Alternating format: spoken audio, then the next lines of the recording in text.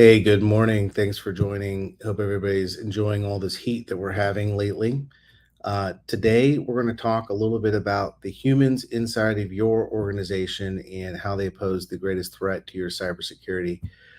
First, I want to talk about a case study that we did earlier this week uh, around the National Institute of Health Federal Credit Union and a breach they experienced in 2023. This is a super common breach. I think it just illustrates the point of the humans being the weak link. They had a phishing attack come through. Email was sent to some users. One of the users clicked on something, provided their email credentials, and boom, threat actor in the door. That person able to steal a significant amount of data, including data on 14,000 of their members, including non-public information and personally identifiable information. The net of all of that was they ended up having to settle out a class action for around $300,000 that included things like credit monitoring and some other stuff. But the big takeaway from this would be they most likely were hit with some regulatory compliance fines. They absolutely had remediation cleanup costs, and their members now have an erosion of trust as a result of their data being leaked to the public or through that threat actor. And when members lose trust, especially in a banking situation, the wheels start turning and they think about things like, well, if maybe they're not protecting my personal identifiable information so well, maybe they're not protecting my money so well, I should just be able to pull that and put it somewhere else. Moving banking institutions, credit unions, outside of some of the loan aspects is fairly easy, especially the deposit accounts. So these type of attacks can have a significant impact to a organization. And even outside of banking, obviously you don't want to erode your trust with your customers. So when we talk to prospects, to our existing customers, to anybody that wants to listen about this stuff, the first thing we want to kind of convey is that there is no situation anymore where you can prevent all threats. There are too many attacks. The attacks are too inexpensive to run. They're becoming too sophisticated. And if a good example that we use all the time, if a organization sustains a million attacks and they block all but one, generally that's an A. But unfortunately, that one attack getting through and then it's stealing data or knocking systems down, that's an F. And so that's the expectation that everybody should have, is that there is no situation where you can block all threats or stop all threats. So what should the outcomes be? What should you be striving towards? And here's what we tell our customers. First and foremost, we want to provide a robust set of defenses, both internally and externally, to knock down the noise, to try to stop as many of these threats as possible. The second thing is that if a threat does get through, try to limit what it can do damage wise.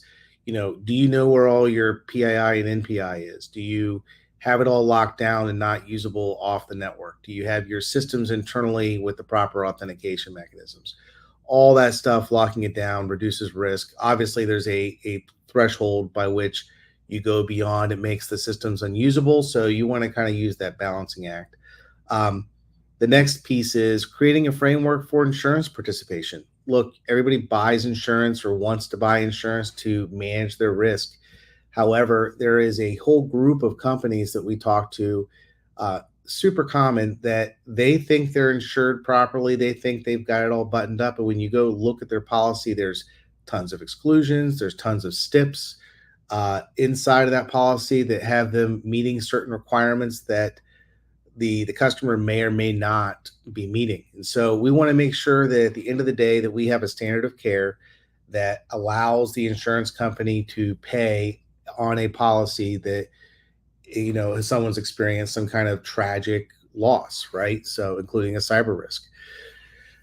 Same thing is said, the same standard of care that would get you the insurance is also the same standard of care that probably provides you the defense in the event that you end up in court as a result of a breach, which is super common nowadays. The next piece is providing a pathway for fast recovery. If something happens, if an event happens, how do you get your systems back up and going as fast as possible in a compliant manner that allows, again, the insurance to pay? And then lastly, all this stuff has to evolve with the threats. The threats are evolving, they're changing, they're innovating all the time. The protections and the methods and the all the stuff that you're doing to manage all the stuff needs to evolve with those threats. So um, again, 95%, it's a huge amount. 95% of all the successful breaches, things that were attacked and actually got through, are sourced by your humans, by your internal executive team, your employees, your contractors, your business partners. Those folks are the weak link, but they could also be a source of strength inside the system. So how do you get those folks stronger? How do you build up that human firewall?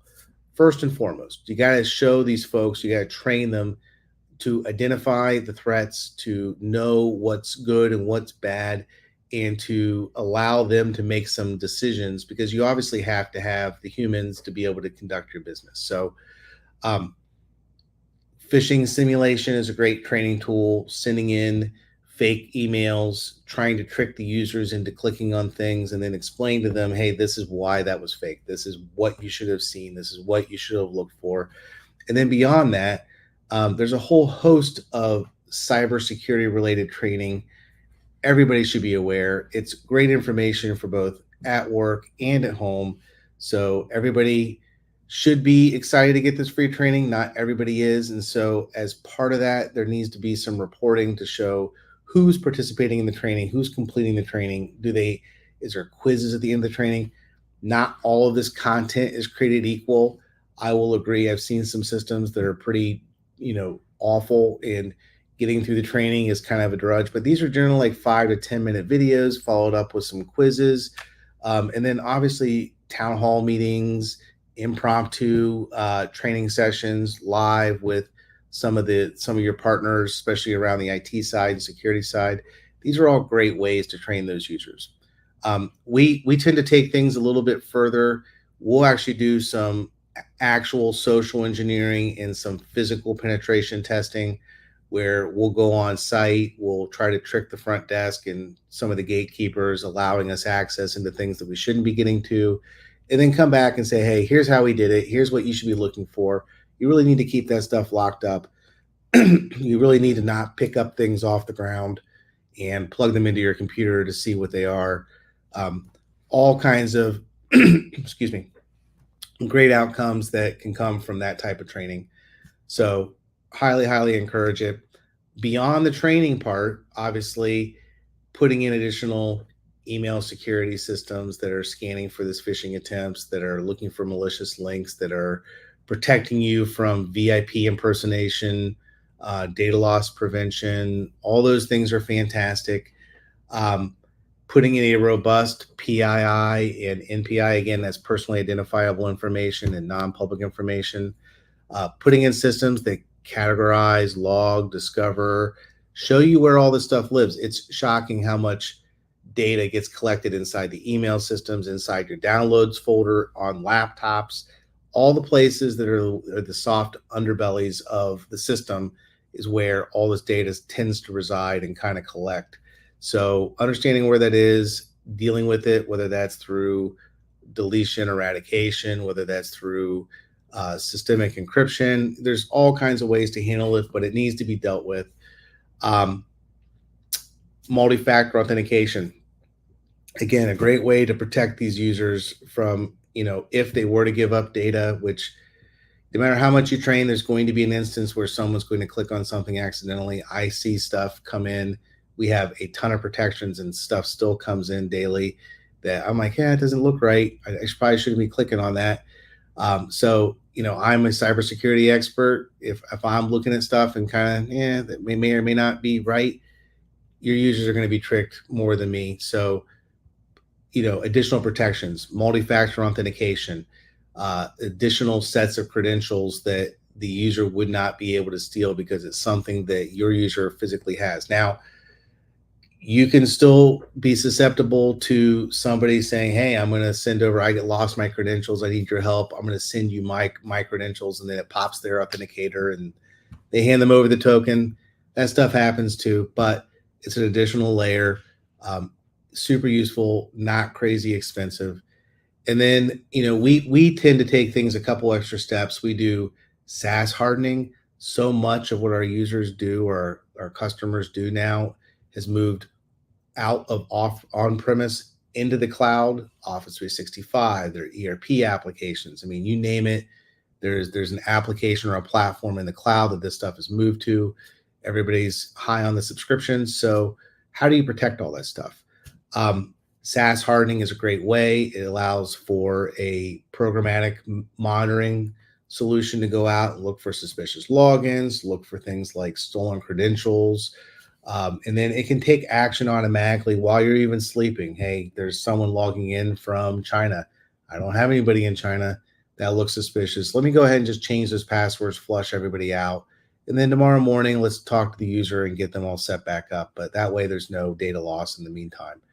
And then a newer, super highly effective method to kind of button all this stuff up is SASE, in an always on VPN scenario where all that user traffic from their cell phones, from their laptops, so many people are now working from home, getting all that traffic back to a couple of safe areas that are recognized by these SaaS applications as yours so that they're not coming in from their home network or coming in from Starbucks. I mean, it's all coming from a couple places. It really helps those systems to identify that these are legitimate users, legitimate requests coming in. And again, if one of these folks at the front side gives up some information, it's less likely to be so impactful. But again, I cannot stress this enough. 95%. That's like the vast majority of your cyber breaches are going to happen because of somebody that works for your organization or with your organization. And so it's incredibly important to train those folks to identify these threats and to stop them, act as your human firewall, because all the other stuff is really protecting against the 5% or providing additional safeguards for when that human clicks on something, gives up credentials, that we can kind of stop the spread of that threat inside the network. So hopefully this was all great information. If you have additional questions and you want to have some one-on-one time with one of our security analysts to bounce ideas off of, to talk about these topics or others, cyber-strategy.virtualsprout.com. Again, you can go to cyber-strategy.virtualsprout.com. You can sign up for a 15-minute one-on-one with one of our security analysts, ask questions, bounce ideas off of them, get to know us. It could be the start of a new protection journey for you and your company. cyber-strategy.virtualsprout.com, or you can always call us at 614-401-8000. Again, 614-401-8000. Hope everybody found this informative.